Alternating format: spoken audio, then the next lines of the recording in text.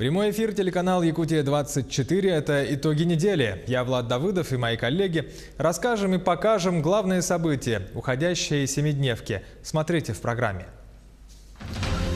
Кто виноват и что делать? В Среднеколымске проблема с вывозом бытовых и жидких отходов. Дворы в мусоре, переполнены септики. Из-за чего все это возникло, что будет дальше? Мусорная реформа. Что ожидает Якутию, если эта новая система будет все-таки налажена? Насколько реально внедрение раздельного сбора и сортировки мусора? Что из этого можно будет перерабатывать? Экология – приоритет. Парламент Якутии вынес рекомендации недропользователям в части экологического порядка. Какие пункты там обозначены прежде всего? Что ответила на это Алроса? Застройщиков меньше, цены выше. Готов ли рынок новостроек в Якутии к переходу на проектное финансирование и работе по эскроу-счетам? Что все это значит? Когда эти изменения вступят в силу и как повлияют на рынок? Кривой дом. Что происходит с 19-м корпусом 202-го микрорайона столицы? Здание накренилось почти на полметра. Фундамент укрепили, однако этого может быть недостаточно. Что говорят эксперты? «Было ваше, стало наше». Один из крупных туристических комплексов столицы может лишиться земельного участка. О чем идет речь?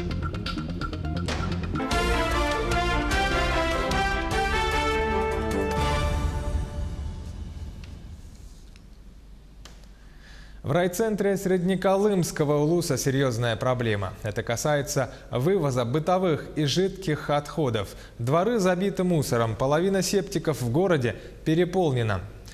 Из-за чего все это возникло и, главное, какие приняты меры, чего ожидать населению в дальнейшем, в теме разбиралась Ульяна Шагина.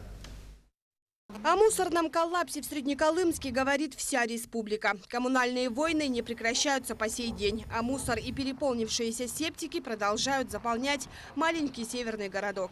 Коммунальная война развязалась между местной администрацией и индивидуальным предпринимателем Александром Новосельцевым. Он на протяжении 7 лет занимается вывозом бытовых и жидких отходов. Да, это тот самый Новосельцев, который в сентябре 2018 года упал в горное ущелье Момского района при совершении жесткой посадки на вертолете Робинсон Р-44. За его историей и чудесным спасением следила вся республика. И вот он снова в центре внимания. Вот эта война, на самом деле, коммунальная, она ни к чему хорошему не приведет. Я готов идти навстречу. Какие вопросы, какие непонимания, я это все сделаю. В ответ получаю только угрозы, разорвать опять контракт. Начав работать, мы, например, закупили новую технику. Сейчас у нас в Якутске стоит машина, которую мы сейчас готовимся перегонять в город. То есть я сейчас вкладываю деньги. Мы сейчас закупили трубы, чтобы восстановить КНС, которые были заморожены. То есть я вкладываю деньги, а в ответ получится, я это все привезу, мне скажут: извини, ты плохо работаешь. Ситуация с мусором и септиками в Среднеколымске начала назревать год назад, когда вместо Новосельцева администрация города привлекла к уборке мусора организацию «Комфорт». Вновь образованное предприятие из-за отсутствия специализированной техники не справилось с ситуацией. В ноябре прошлого года предприниматель Новосельцев по результатам открытого конкурса вновь приступил к своим обязанностям. Сегодня главное решать проблему. Очистить город. То есть ту технику, которую мы позовем, и бригаду, которую организуем, постараемся привести в порядок то, что есть, и будем выплачивать по счетам тех предприятий, которые работали. Факт. И вот с начала недели в Среднеколымске работает межведомственная комиссия, осматривает септики, подсчитывает ущерб и выдает предписание организациям, виновным в разливе фекалий. По их словам, в городе переморожена половина из 64 септиков. Отраслевое министерство пока определяет площадь разливов и составляет планы-графики по ликвидации наледей. И вот, наконец, по информации на первый день февраля к уборке мусора приступили сразу все стороны – Новосельцев и городская администрация. Решение о введении ЧС местного характера пока отложили, но все еще может быть принято. Непосредственно силами ИП Новосельцева выполняется работа по санитарной очистке, там где это сейчас технически возможно. Дополнительно по просьбе межведомственной комиссии привлечена техника ГУПа ЖКХ. На сегодняшний день рассматривается вопрос о привлечении дополнительной техники для технического соответствия септиков и санитарной очистки города Среднеколымска.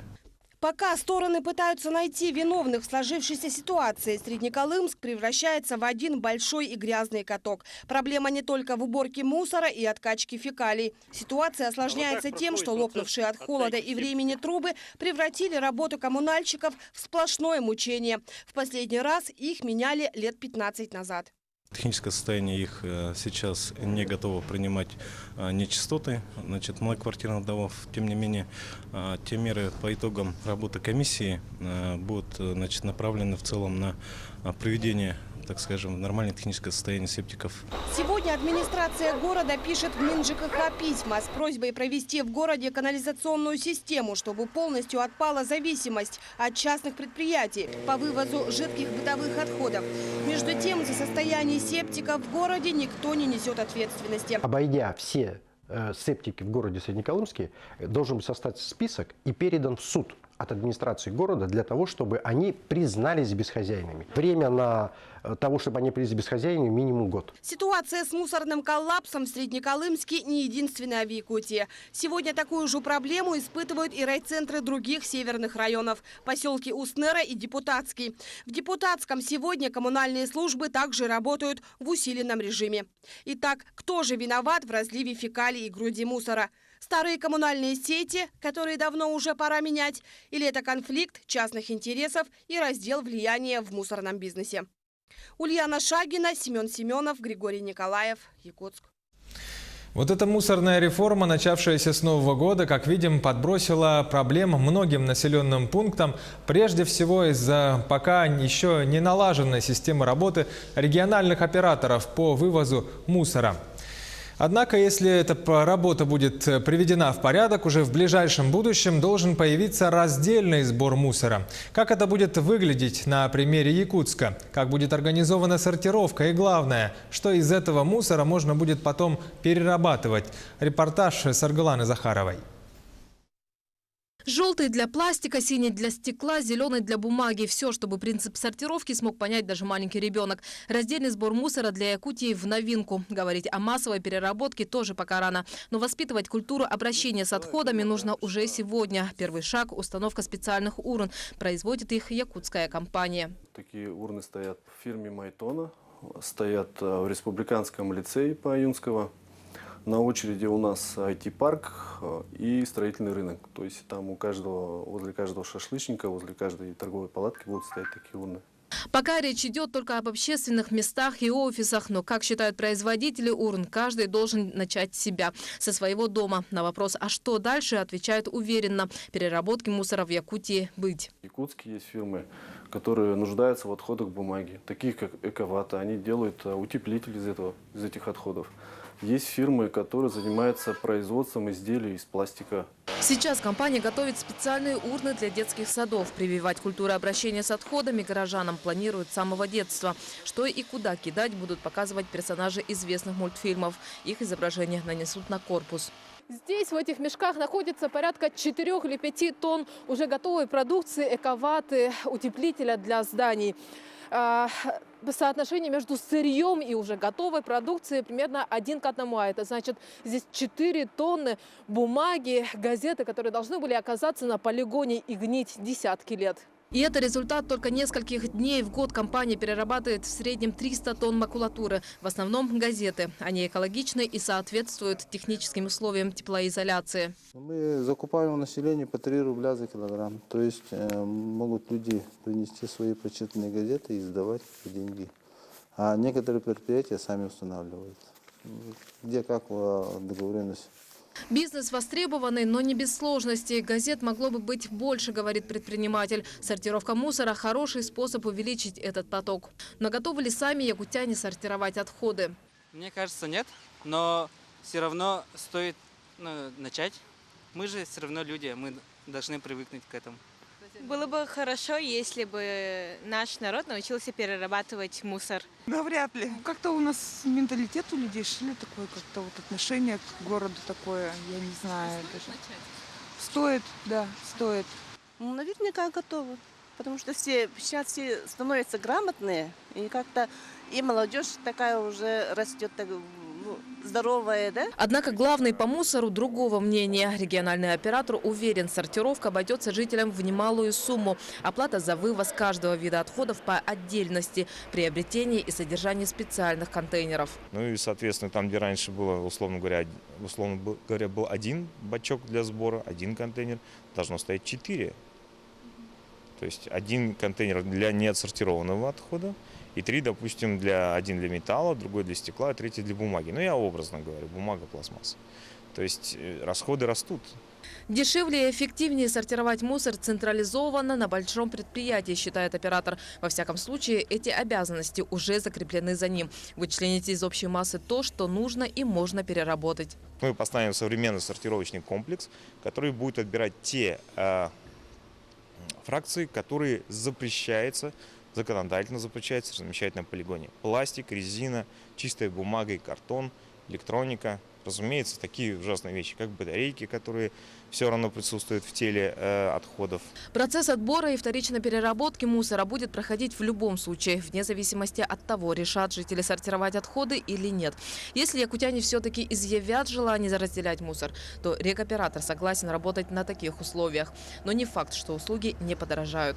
Таким образом, пока закон не обязывает людей сортировать, принятие этого решения остается за гражданами. Сарглана Захарова, Павел Пахомов, Илья Сыромятников, Якутия. День за днем.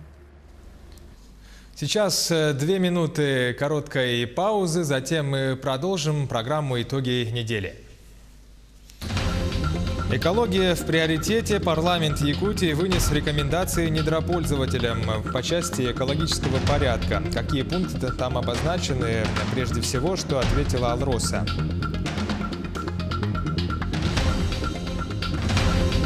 Застройщиков меньше, цены выше. Готов ли рынок новостроек в Якутии к переходу на проектное финансирование и работе по эскроу-счетам?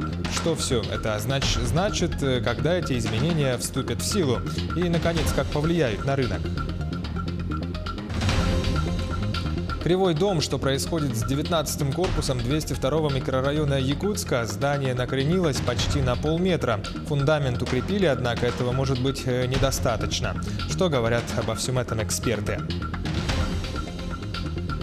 Было ваше, стало наше. Один из крупных туристических комплексов столицы может лишиться земельного участка. О чем идет речь, подробнее после паузы.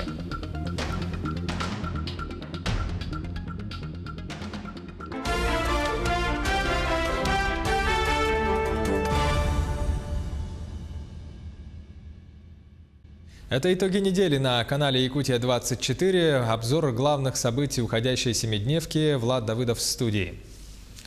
Народные депутаты приняли проект постановления Госсобрания Илтумен об экологической ситуации в бассейне реки Вилюй. В этом документе содержится более 70 рекомендаций в адрес компаний, в адрес правительства Якутии и в адрес властей на местах.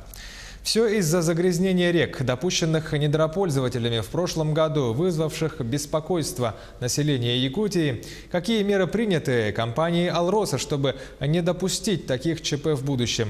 Материал Дмитрия Тымырова. С докладом о проделанной работе акционерной компании «Алроса» с момента аварии на месторождении Ириляская россыпь алмазов народных депутатов ознакомил первый зам генерального директора компании Игорь Соболев. Сейчас мы усилили мероприятия, которые направлены на пропуск паводковых вод и весеннего паводка и дождевых вод. Увеличили пропускную способность, проектную пропускную способность канала со 160 метров кубических в час до расчетных 250 метров кубических в час. Кроме этого, по многочисленным замечаниям, которые были даны в адрес компании, мы организовали независимое обследование всех имеющихся 15 временных гидротехнических сооружений. В части наших обещаний, которые были даны главам улусов в период, когда была сама чрезвычайная ситуация. Соответственно, наши обещания были выполнены. На сумму 49 миллионов рублей мы в декабре профинансировали.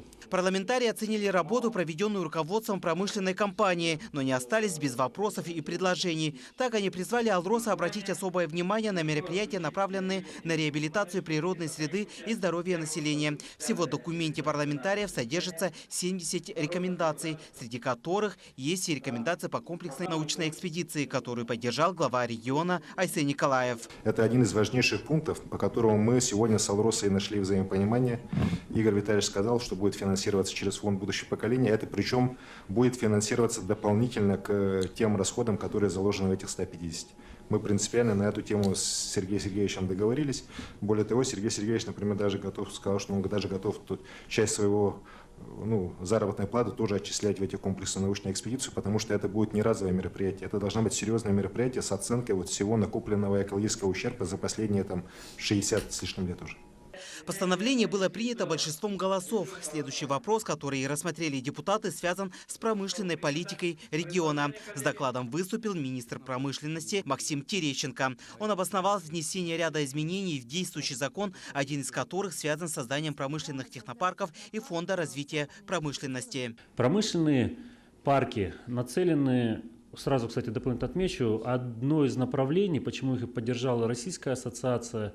И, кстати, это инициатива депутатов Государственной Думы, внесение этой правки, она нацелена в том числе на поддержку моногородов. Решение о создании фонда развития промышленности будет принято в конце первого квартала. Необходимость и значимость создания фонда развития промышленности подчеркнул и премьер-министр Владимир Всолодов. Это обеспечение устойчивого планомерного развития наших традиционных отраслей. Это в целом долгосрочное, стабильное функционирование наших промышленных предприятий. Возвращаясь к теме социальной и экологической ответственности недропользователей в контексте промышленного освоения территории республики, Айсен Николаев еще раз обозначил свою позицию о приоритетности вопроса экологического благополучия. Я уверен, что вот этот вопрос мы должны очень внимательно смотреть именно с точки зрения, в том числе и экологии. Я недаром первый указ свой по экологии подписал, и экология – это не только Алрос, это и другие наши компании. Это в Южной Якутии, это Западная, Восточная Якутия, это Арктика, где тоже начнутся рано или поздно серьезные промышленные объекты. И мы всегда, в будущем, вот это должно нам послужить уроком. Любой промышленный проект, какой бы он нам не казался прибыльный и хороший, но он с точки зрения экологии должен быть оценен. Но должен быть оценен с точки реальной экологии. В свою очередь, председатель Госсобрания Петр Гоголев подчеркнул, что рекомендации высшего законодательного органа республики являются документом для обязательного исполнения. За неисполнение пунктов рекомендаций будет серьезный спрос. Дмитрий Тымыров, Саргалана Федорова, Павел Пахомов, Якутск. Глава Якутии Айсен Николаев на неделе посетил Нерингринский район. Под его руководством рассмотрели вопросы финансово-хозяйственной деятельности угледобывающих компаний «Колмар» и «Мечел». О чем договорились и какие приняли решения, рассказывает Тамара Игнатьева. Были заслушаны предварительные итоги деятельности предприятий за 2018 год и рассмотрены планы работ на текущий год. Так, компания «Колмар» в прошлом году был установлен исторический максимум добычи угля – 17 миллионов 850 тысяч тонн угля. Айсен Сергеевич отметил, что деятельность угледобывающей компании «Колмар» на территории Нерингринского района дает новую жизнь поселку Чульман, городу Нерингри. В ближайшее время этот угольный холдинг ставит перед собой задачу трудоустроить на постоянной основе более 5 тысяч человек. В первую очередь должны быть наши местные кадры. И постоянная задача перед правительством, совместно с нашими районами, совместно с компанией «Колмар» все-таки отрабатывать максимально по привлечению местного населения, его переобучения и его дальнейшего задействования в работе компании «Колмар». Компанией «Эльгауголь» на сегодня достигнута добыча угля объемом почти 5 миллионов тонн. Глава республики отметил, что для дальнейшего развития предприятия необходимо провести реконструкцию железной дороги. После успешного решения данной задачи появится возможность для дальнейшего увеличения добычи угля и будет рассмотрен вопрос создания на территории Эльгинского месторождения отдельного населенного пункта. Эти планы включены в стратегию развития республики до 2032 года. Сегодня мы договорились с руководством «Мечела» о создании в ближайшее полугодие, первое полугодие 2019 года дорожной карты в создании которой примет участие и правительство, и администрация Ниренгринского района, а также вот руководство Мечела и Эльга Угля как раз по созданию такого постоянного поселка на данном месторождении. Тоже очень важный вопрос, который, конечно же, требует значительного такого серьезного изменения отношения и республики в том числе к деятельности данного предприятия. В целом, Айсен Николаев остался довольным работой угледобывающих компаний по итогам 2018 года и подчеркнул, что в случае реализации согласованных с республикой планов уже в ближайшие годы по добыче угля можно выйти на объемы за 20 миллионов тонн, а в течение следующих 5 лет возможно наращивание объемов добычи угля до порядка 30 миллионов тонн. Тамара Игнатьева, Вадим Барашков, Нерингри. Готов ли рынок новостроек в Якутии к переходу на проектное финансирование и работе по эскроу-счетам? Эти вопросы обсудили на встрече с представителями Минстроя, банков и строительных компаний. Напомним, что с 1 июля этого года все проекты долевого строительства должны будут проходить с привлечением новой схемы финансирования. По оценке самих застройщиков, цены за квадратный метр таким образом могут увеличиться до 30%, а мелкие строительные компании вообще могут уйти с рынка. Плюс ко всему, с эскроу-счетами будут работать только уполномоченные банки, которых в Якутии только 4. Обо всем по порядку и подробнее. Ульяна Шагина. Сегодня застройщики России обеспокоены одной общей проблемой – переходом на проектное финансирование. Больше всего боятся мелкие неустойчивые компании, которые с переходом на новую схему вовсе могут покинуть рынок. Переход начнет осуществляться с 1 июля этого года. Сегодняшний круглый стол, чтобы застройщики могли узнать условия кредитования, да, чтобы они безболезненно перешли к новым условиям, да, чтобы с 1 июля у нас стройки не встали, чтобы не было приостановления тех начатых объектов по долевому строительству. Напомним, что с 1 июля застройщики будут строить за счет привлеченных кредитов, а средства дольщиков, которые будут лежать на эскроу-счетах в банках, они получат только после ввода дома в эксплуатацию.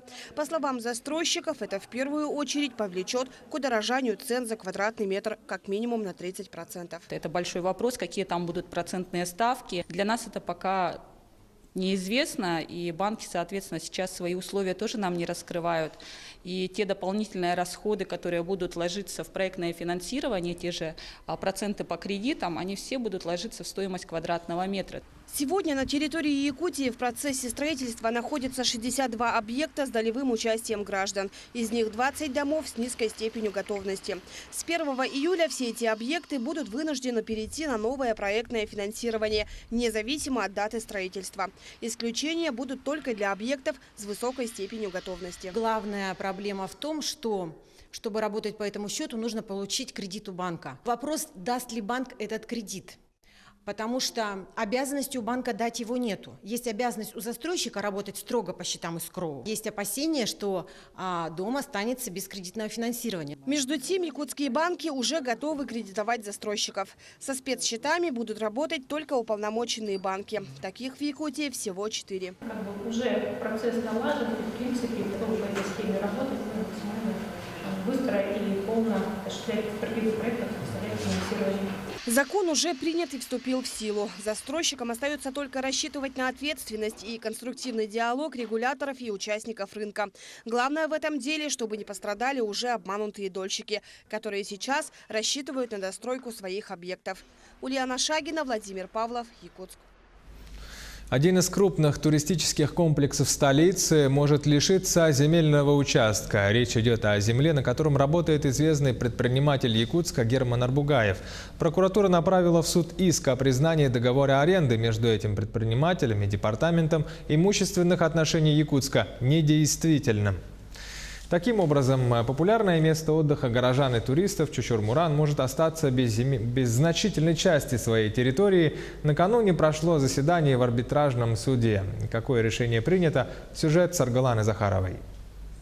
У нас даже уже не одно поколение птиц кряквы, которые у нас с прудика выводятся и улетают.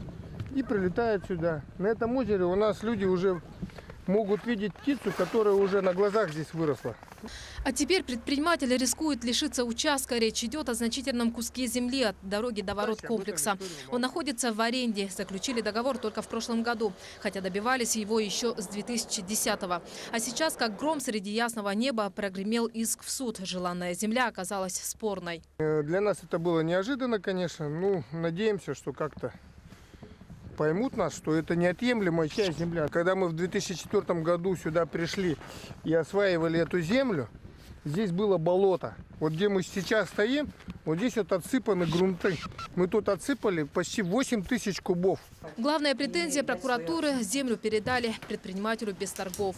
Факт нарушения Земельного кодекса Российской Федерации в части заключения названного договора аренды земельного участка без проведения торгов под видом размещения объекта местного значения. В Департаменте имущественных отношений не согласны. Предоставили его без торгов в соответствии ввиду того, что этот объект является все-таки объектом местного значения. И данный объект направлен на социально-экономическое развитие города Якутска и является важным социальным объектом. На заседании суда уполномоченный по защите прав предпринимателей в Якутии Айталина Соколова ходатайствовала о включении ее в рассмотрение дела в качестве третьего лица. Отмена договора может повлиять на бизнес, уверены в аппарате омбудсмена. Следующее заседание назначено на 19 февраля. Сарглана Захарова, Григорий Николаев, Якутск. Короткая реклама, вернемся через 2 минуты.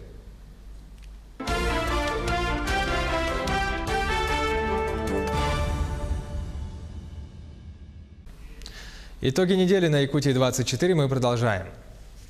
Какие проблемы есть сегодня в Алданском районе в сфере ЖКХ? Прежде всего, обозначено обновление коммунальной инфраструктуры как в городе, так и в районе в целом. Особо важно стоит улучшение качества воды для жителей. Эти и другие вопросы по развитию отрасли рассмотрел на месте министр ЖКХ Республики Дмитрий Садовников. Сюжет Руслана Павлова. Нового министра ЖКХ Республики Дмитрия Садовникова уже окрестили реформатором по водоснабжению в коммунальной сфере. Визит в любой район Якутии сопровождается обсуждением вопросов по водоснабжению населения экологически чистой водой. По словам министра, у Алдана есть реальная возможность попасть в одноименную программу. Конечно, есть шансы у всех районов. Для того, чтобы вошли и мы своевременно сдали, сегодня стоит, чтобы сами заинтересанты, в том числе муниципальное образование, выполнили все те параметры, которых требует разработка программы. То, что проблемы по водоснабжению в районе есть, факт установленный. Суть даже не в качестве воды, а в изношенных фондах водоканала, очистных сооружений, водозаборов. Во-первых, у нас емкости все по городу находятся в плачевном состоянии. Вот буквально в прошлом году, ее не видно все, емкость, крыша упала. То есть хотелось бы, чтобы обратили внимание вот на эти проблемы, чтобы по оборудованию как-то была помощь какая-то. По оценке глав поселений, взаимопонимание с министерством достигнуто. Теперь главное уложиться в короткие сроки для подготовки всей необходимой документации. На сегодняшний день какая главная задача для нас стоит? Это подготовка проектно-сметной документации и прохождение государственной экспертизы. Да, сейчас мы определимся по тем объектам, которые мы будем включать в программу, и начнем непосредственно работать с Министерством ЖКХ. Из вопроса водоснабжения вытекает вопрос водоотведения. Здесь ситуация в районе куда хуже, чем с водой. Канализационные коллекторы не видели капитального ремонта несколько десятилетий. И это тема номер 1 в вопросах реформирования и модернизации. Главное, были бы деньги. Сегодня вот глава города Алдан нам уже обозначил, что есть такая проблема. Мы знаем, что есть такая проблема. Но надо посмотреть, примиряться, сколько это будет стоить. И надо будет, если что, корректировать. Если что, конечно же, надо работать с госсобранием Нультумен, с финансовым блоком правительства, для того, чтобы выбить, конечно, финансовые средства для того, чтобы решить проблему. Кроме прочего, Дмитрий Садовников поблагодарил теплоснабжающие предприятия района за стабильную работу объектов тепловодоснабжения в текущем отопительном сезоне. Руслан Павлов, Сергей Шипачев, Алдан. В Якутске завершили работы по укреплению фундамента многоквартирного жилого дома в 202-м микрорайоне. В прошлом году жители этого здания 19-го корпуса обратились с жалобой в Стройжилнадзор.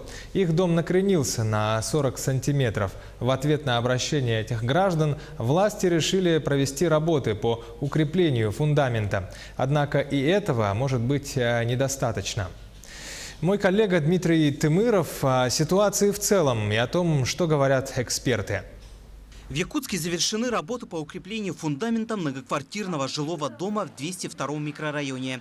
Напомним, в прошлом году жители 19-го корпуса микрорайона обратились с жалобой в Стройжилнадзор. Их дом накренился на одну сторону на 40 сантиметров. В свою очередь власти столицы отреагировали на обращение жильцов и решили провести работы по укреплению его фундамента. По данному дому был объявлен ЧС, поэтому дом был передвинут на сегодняшний срок.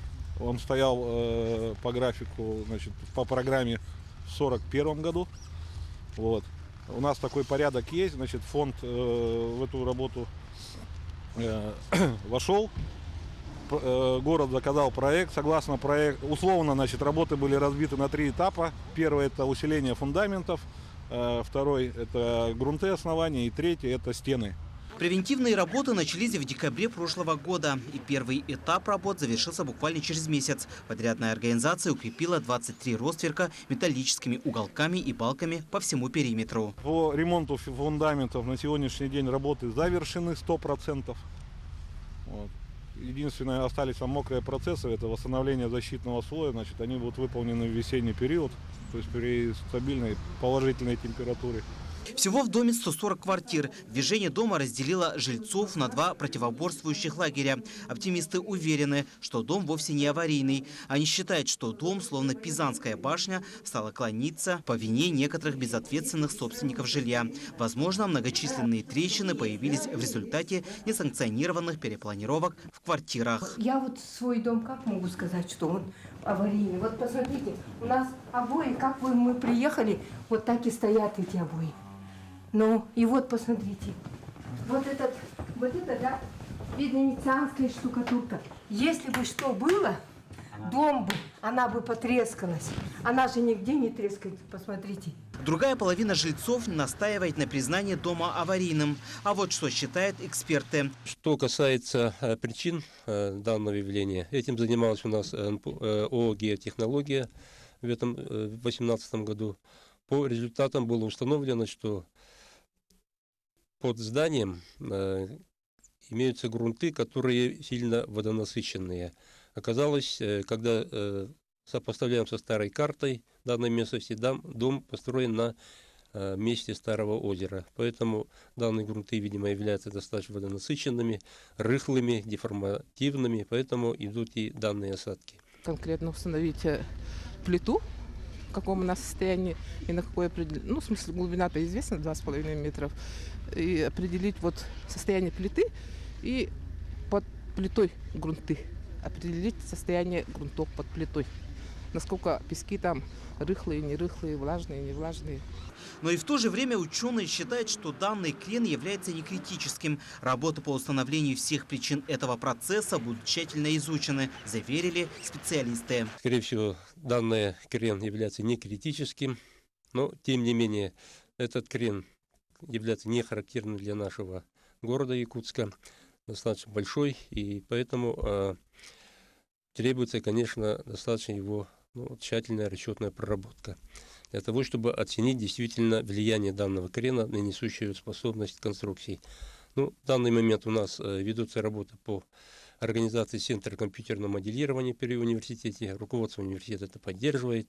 Теперь ученые обеспокоены состоянием фундаментов домов всего микрорайона. Они уверены, в большей степени дом повело в сторону из-за оттаивания вечномерзлых пород. Между тем, как отметили в мэрии столицы, за проблемным домом установят наблюдение. И в случае, если ширина наклона будет увеличиваться, то приступят ко 2-му и 3-му этапу ремонтных работ по стабилизации грунтов под зданием и укреплению стен стен. Остановила ли негативный процесс укрепления фундамента здания, покажет время. Если эта мера не поможет, придется продолжить защитные работы. А на проведение следующих этапов ремонтных работ мэрии придется изыскать дополнительные средства.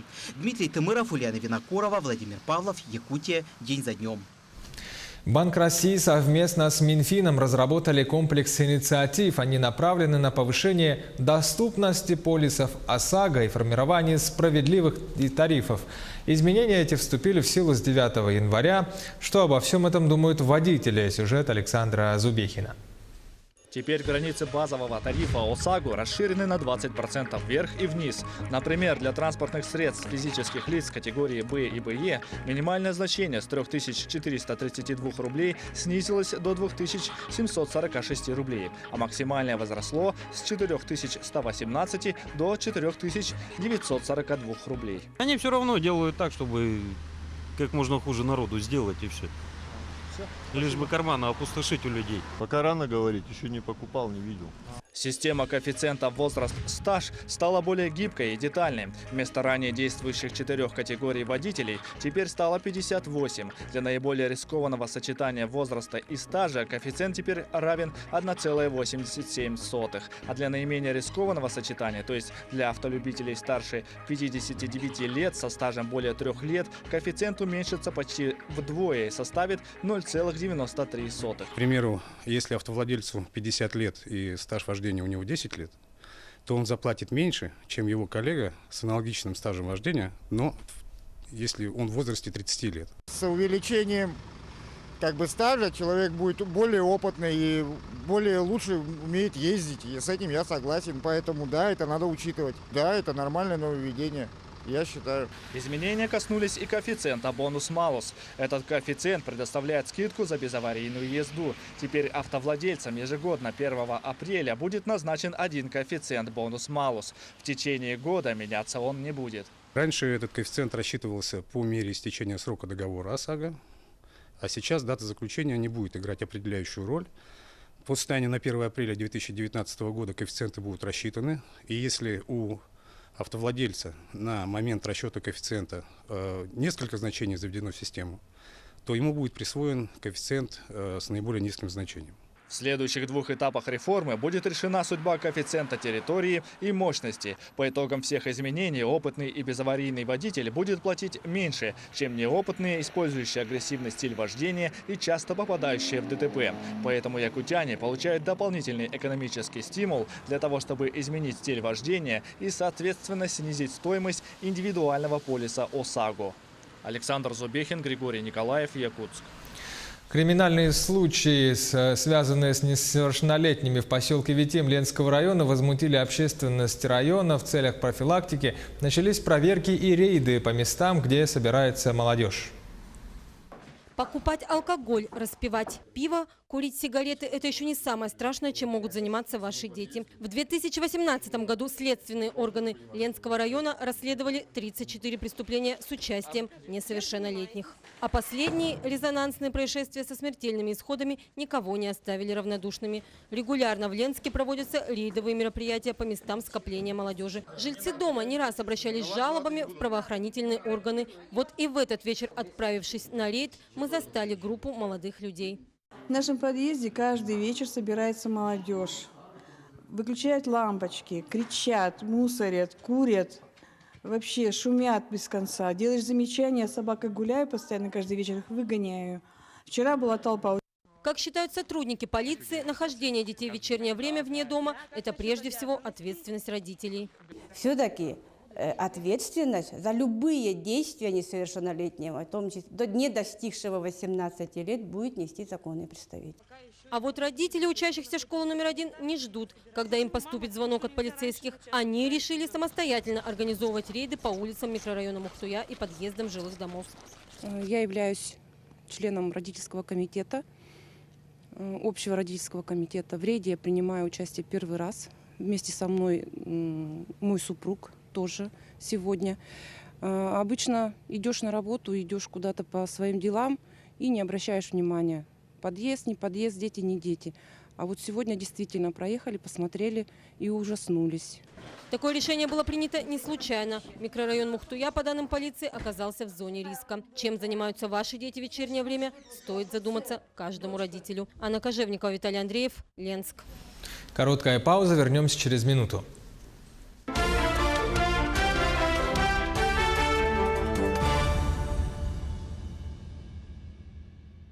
Это итоги недели на Якутии-24. Влад Давыдов в студии. Заключительный блок выпуска. Молодые ученые-онкологи из Якутии разрабатывают панели генетических маркеров, определяющих высокий риск развития рака легкого среди населения. Они позволят определить группу риска у здорового человека, приводящей к этому заболеванию, что поможет в будущем избежать развития этой коварной болезни. Ульяна Шагина подробнее. Ученые уже нашли несколько достоверных мутаций, по которым можно выявить риски развития этой болезни. К рискам в первую очередь относится курение. Большинство больных раком легкого – курильщики с многолетним стажем. Ученые пока не хотят раскрывать свои первые разработки. Боятся, что конкуренты скопируют идею. Мы ведем тесную работу с якутским онкологическим диспансером, где набираем материал у больных раком легкого. Но люди охотно соглашаются. К сожалению, не всегда. Мы же не можем просто брать кровь у человека больного. Мы должны спросить его согласие, информационное согласие. Но не все соглашаются, больные.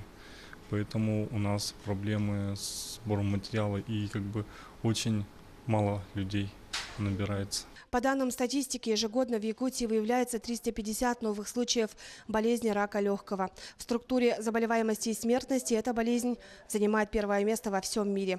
С конца прошлого года онкобольные переехали в здание клинической больницы, и пациенты получили возможность лечиться в просторном здании. У нас отделение на 60 коек, и 10 человек из них с раком легкого. Сегодня наука не стоит на месте. Ученые всего мира постоянно разрабатывают новые подходы и методы лечения раковых образований. Фарида Даутова уже 12 лет борется с раком. Сейчас, во-первых, новые препараты. Они современные. И эти схемы, они нам продлевают жизнь. Понимаете, полноценные приходим, проверяемся, смотрим, где-то, если что-то нам дополнительно назначают этот препарат. По наблюдениям врачей-химиотерапевтов, азиаты хуже переносят химиотерапию, чем представители европеоидной расы. Если генетические маркеры, к примеру, европейцев уже давно изучены, то изучением якутских генов пока еще никто не занимался. Определение мутаций на генном уровне, отвечающих за обезвреживание ядовитых веществ в организме человека, станет настоящим прорывом для якутской медицины и позволит индивидуально подбирать химические препараты для лечения онкобольных. Ульяна Шагина, Владимир Павлов, Якутск. Нашему телеканалу «Якутия-24» накануне 1 февраля исполнился ровно 1 год со дня основания. 365 дней мы в эфире. На сегодня это единственный информационный телеканал в республике, который имеет собственное программирование и вещает круглые сутки. О том, что было сделано и что предстоит, в сюжете Ольги Башук. Принятая год назад концепция развития телеканала «Якутия-24» показывает, что мы выбрали верный путь. Об этом свидетельствуют данные авторитетных исследовательских компаний. «Якутия-24» в рейтингах обгоняет известные российские информационные телеканалы. Мы рассказываем новости не только для жителей Якутии, мы рассказываем о нашей республике и наших людях всему миру. Видеоматериалами «Якутия-24» пользуются крупнейшие телеканалы России и зарубежных стран. Паула Вентурини Ресейдің Якутскысындағы сақылдаған сараязда жүгіріп мұрнын үстіп алды. Che avventura nel ghiaccio a fin di bene.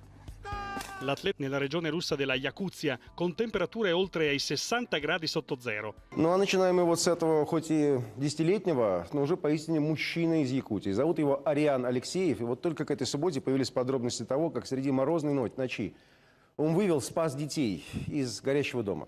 Ангелина рисует тот самый пожар, пылающий огнем дом, из которого ее и ее братьев вызволил друг.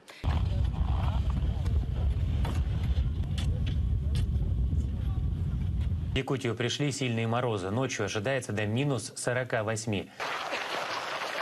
Купальный сезон в Чурапче открывают, как только на озере встает лед. Лучшее время для заплыва, когда на улице минус 45. Вода кажется парным молоком. Под Нерингри род Юрмаган живет испокон веков. Хотя сами признаются, сейчас их становится все меньше. Пасти оленей охотиться сложно. Ягель растет в диких местах, а зверь забирается все дальше. Житель Якутии Владимир Амосов выставил на продажу эксклюзивный головной убор за $10 тысяч. Он утверждает, что шапка сделана из шерсти мамонта. Где он ее взял и откуда у продавца сертификат подлинности, выяснял Станислав Даре. Уникальная шапка. Единственное в мире, из-за этого цены такие.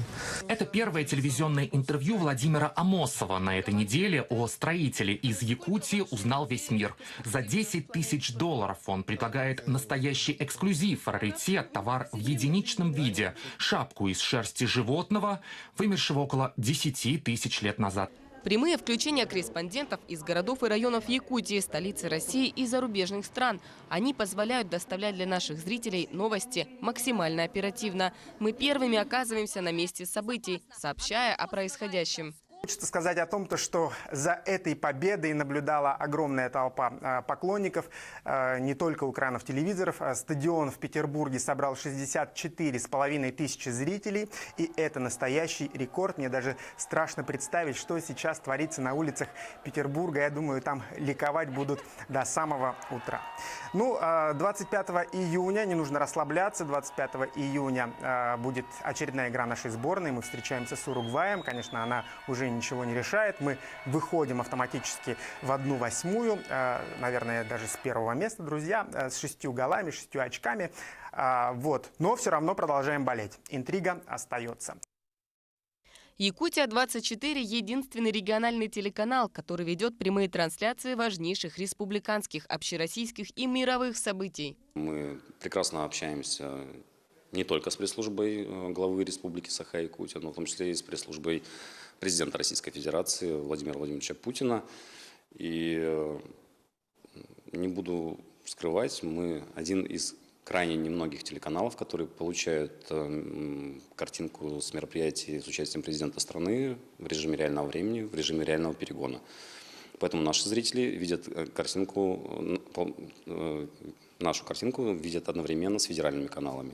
Мы один из немногих телеканалов. За последний год мы в прямом эфире показывали инаугурацию президента России Владимира Путина и главы республики Айсена Николаева, вели трансляцию парадов Победы на Красной площади в Москве и военно-морского флота в Санкт-Петербурге. Наши зрители в режиме реального времени наблюдали за исторической встречей президентов России и США в столице Финляндии. Руководство канала не собирается останавливаться на достигнутом. Впереди много планов, освоение новых форматов, в том числе интернет-пространства. Свидетелями их воплощения в жизнь станут все зрители телеканала «Якутия-24». За год работы наши корреспонденты отслеживали новости и события по самым разным направлениям, в том числе освещали ряд историй о больных детях, страдающих серьезными диагнозами, которые борются за жизнь каждый день.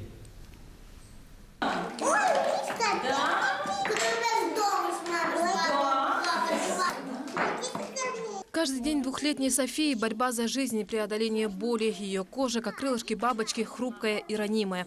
Наш телеканал рассказывал о девочке в ноябре прошлого года. В декабре она перенесла операцию в Москве. Ребенку удалили 9 зубов. Болезнь не отступает. У нас какие-то пошли осложнения, хотя вроде бы на улице зима, морозы, а у нас наоборот очень сильно воспалены сейчас колени. Не знаю, честно говоря, с чем это связано. Ран очень много. С зубами пока проблем, как говорится, нет. Удалили все, но мы сейчас не кушаем. Даже легкие прикосновения приносят боль. Серьезные раны девочке может нанести обычная еда. Приходится питаться исключительно смесями. София стойко переносит все трудности. И ежедневные длительные перевязки, и накладывание второй кожи, непилексов на раны. Непилекс – это вот что у меня сейчас на лобике. То есть то, что нельзя забинтовать, то можно, как говорится, заклеить, чтобы дальше не ползла ранка. И он очень большой расход сейчас стал. У нас постоянно страдает наша шея у Софишки, она не заживает вообще. На спине у нас всегда, на животе этот непилекс. Один такой пластырь стоит 5000 рублей. Вместе с бинтами, марлями, дорогостоящими мазями выходит заоблачная сумма, неподъемная для семьи. Сейчас цель собрать 500 000 рублей. Этих денег хватит, чтобы обеспечить Софию необходимым расходным материалом на 1,5 месяца. Это, видите, видите, это все у нее текло, отек. Сюда вот боль у нее пошла вниз. В начале прошлого года жизнь молодой мамы Екатерины Рыбалкиной перевернулась на 180 градусов. В одно январское утро она просто не смогла встать с постели. А дальше больницы и бесконечные обследования. Диагноз установили только в ноябре. Саркома Юинга, рак 3-й степени. Он прозвучал как приговор. Врачи дали срок полгода на спасение. Мне мама сказала об этом. Я не поняла сначала, что это. А потом уже, когда сама прочитала это в интернете, тогда уже поняла, что это, да, плохо. Единственный шанс – операция в клинике Санкт-Петербурга. Цена спасения – 1 миллион 200 тысяч рублей. На момент выхода первого материала в эфир было собрано 89 тысяч. После цифры начали стремительно расти. На сегодня собрано чуть меньше миллиона. Заветная сумма уже не кажется недостижимой. Екатерина перенесла 2 сложные химиотерапии. Впереди операция. И чем быстрее девушка попадет к докторам, тем выше шансы на здоровую жизнь. Быстрее бы вылечиться и с ребенком быть рядом всегда. Тут так в больнице почти не вижу его, можно сказать. Долго. 1 на 200 тысяч человек. Редкое генетическое заболевание. Проклятие Ундины, когда обычный сон смертельно опасен. Малышка Василиса попросту перестает дышать. Ей требовалось срочное лечение в Санкт-Петербурге. Перелет только с техникой в сопровождении специалиста. Одна транспортировка стоила 500 тысяч рублей. К счастью, после выхода материала в эфир семье удалось собрать необходимую сумму. Благодаря неравнодушным людям удалось купить дорогостоящий аппарат для искусственной вентиляции легких, который жизненно необходим ребенку. Мы хотим поблагодарить Якутия-24. Наши люди, якутяне, спасибо огромное вам за то, что вы нам помогли приобрести ИВЛ. Теперь мы живем дома. Семья переехала в Ростов. Так быстрее и дешевле добираться до клиники в Петербурге. Ведь сейчас каждая копейка на счету. Сбор продолжается. Надежда есть. Люди уже доказали, что вместе могут сотворить чудо. И Василиса научится дышать. Екатерина сможет играть и бегать с сынишкой. А в жизни маленькой Софии станет меньше боли и больше новых открытий. Сарглана Захарова, Сергей Козюра, Семен Семенов. Это были итоги недели на Якутии 24. Оставайтесь с нами, берегите себя и будьте в курсе.